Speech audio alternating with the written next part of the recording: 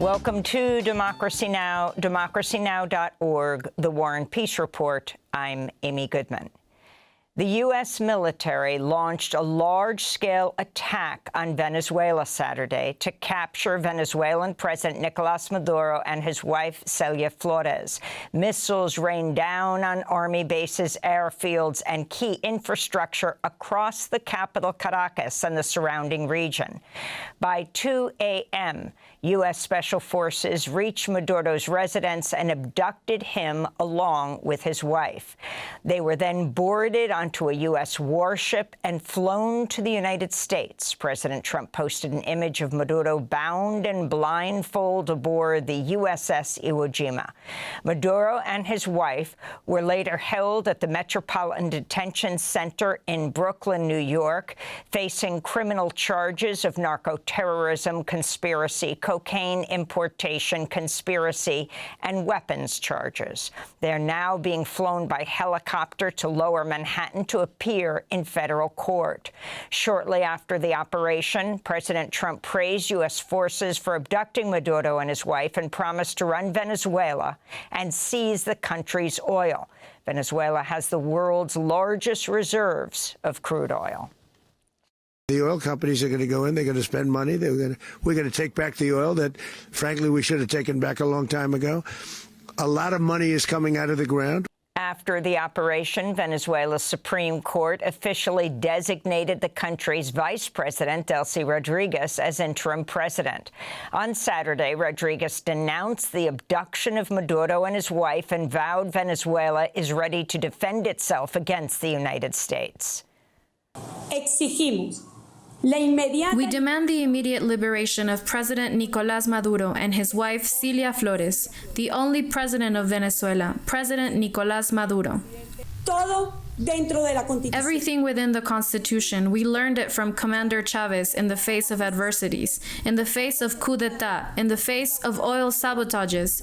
We are ready to defend Venezuela. We are ready to defend our natural resources that must be for national development. Soon after her comments, President Trump issued a warning to Rodriguez, telling The Atlantic magazine, quote, "If she doesn't do what's right, she's going to pay a very big price, probably bigger than Maduro," President Trump said.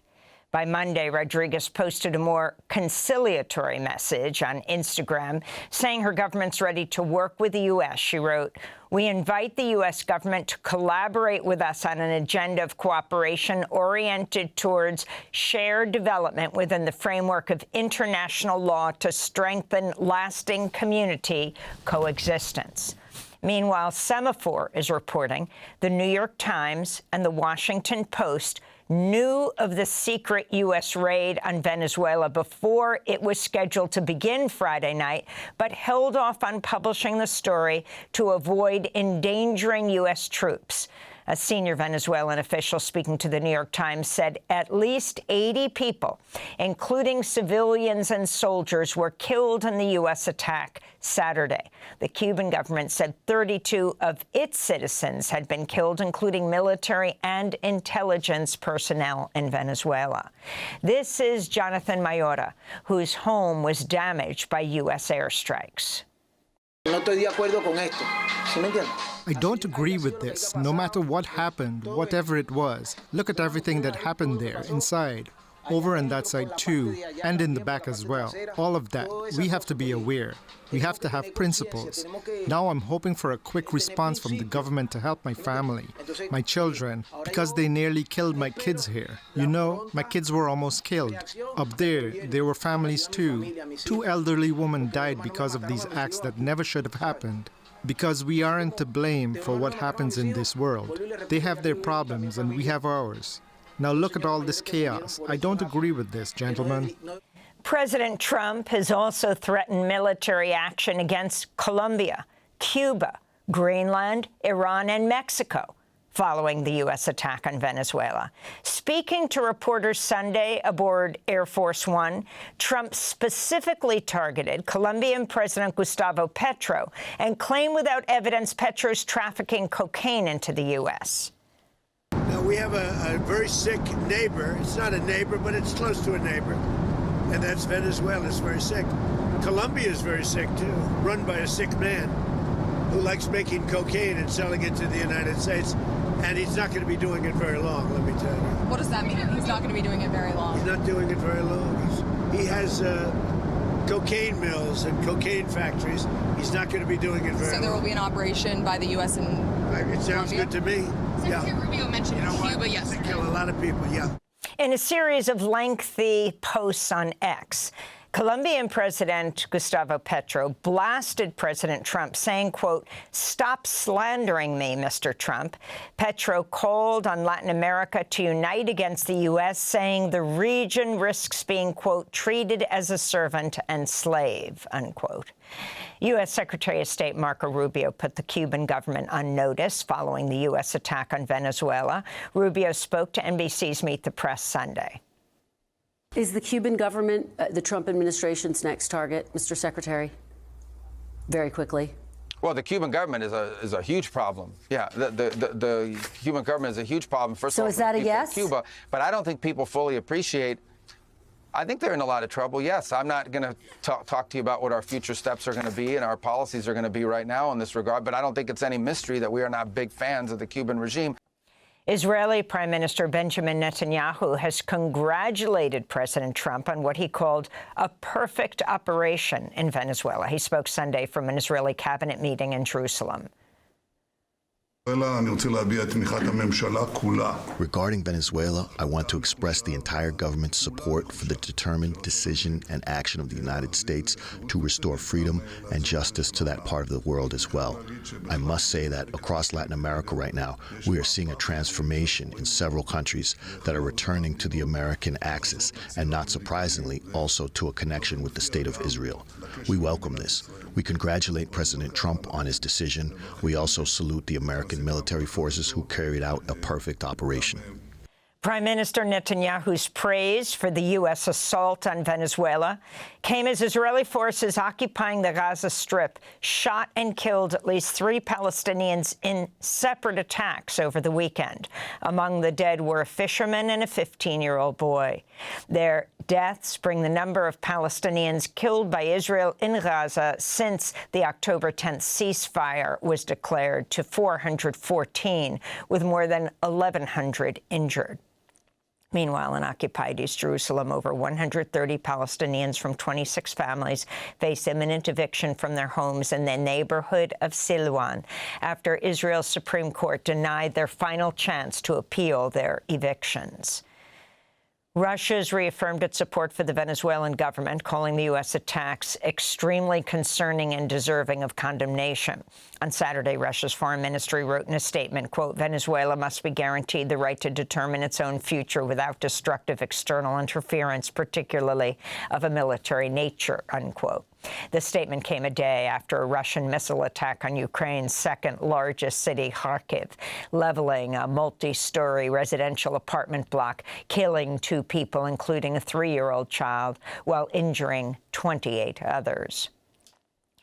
Greenland's Prime Minister, Jens Fredrik Nielsen, fired back against President Trump's threats to take over the autonomous Danish territory Sunday, saying on social media, quote, "Threats, pressure, and talk of annexation have no place between friends.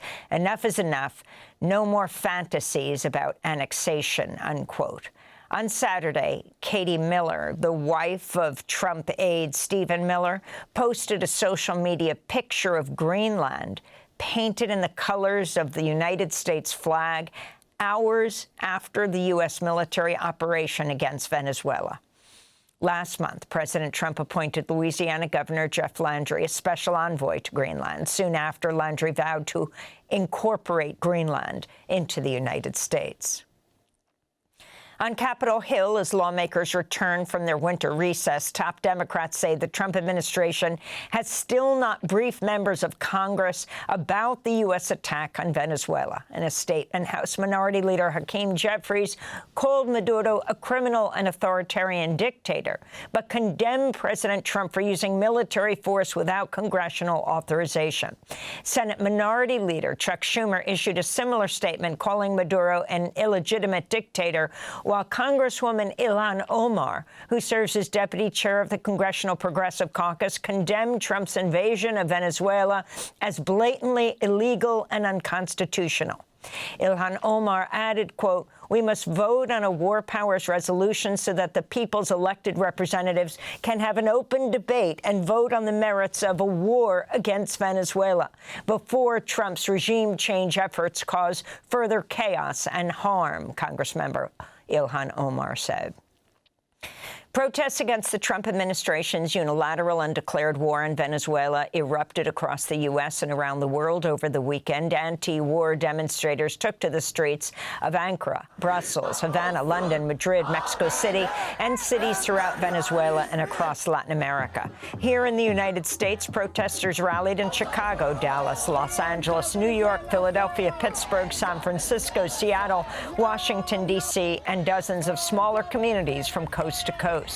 This is Seth Galinsky, who joined protesters outside the Metropolitan Detention Center in Brooklyn, where President Maduro and his wife, Celia Flores, are being held. You know, I'm here because I think it's outrageous what the U.S. government did in Venezuela. Whatever you may think of the Maduro government, that's not the issue. But the U.S. government has no right to go into a sovereign country and basically openly say, we're going to take the oil, we're going to take the gold, we're going to exploit the resources. In Iran, human rights groups say at least 16 people have been killed during a week of protests. Speaking to reporters Sunday, President Trump threatened to intervene on behalf of the protesters, saying, quote, "We are locked and loaded and ready to go," unquote. Supreme Leader Ayatollah Ali Khamenei responded by saying Iran, quote, "will not yield to the enemy," unquote. Human rights groups say at least 582 people have been arrested in protests over soaring inflation and the collapse of Iran's currency. And in Wisconsin, Milwaukee County Judge Hannah Dugan has resigned while she appeals her conviction by a federal court on charges she obstructed federal agents from arresting an undocumented immigrant. She was accused of helping the immigrant leave her courtroom in April to avoid arrest by agents waiting in the hallway. The judge faced calls to resign from state Republicans who threatened to impeach her unless she stepped down. And those are some of the headlines. This is Democracy Now!, democracynow.org, The War and Peace Report. I'm Amy Goodman in New York, joined by Democracy Now!'s Juan Gonzalez in Chicago. Hi, Juan. Hi, Amy, and welcome to all of our listeners and viewers across the country and around the world. Thanks for watching Democracy Now! On YouTube. Subscribe to the channel and turn on notifications to make sure you never miss a video. And for more of our audience-supported journalism, go to democracynow.org, where you can download our news app, sign up for our newsletter, subscribe to the daily podcast, and so much more.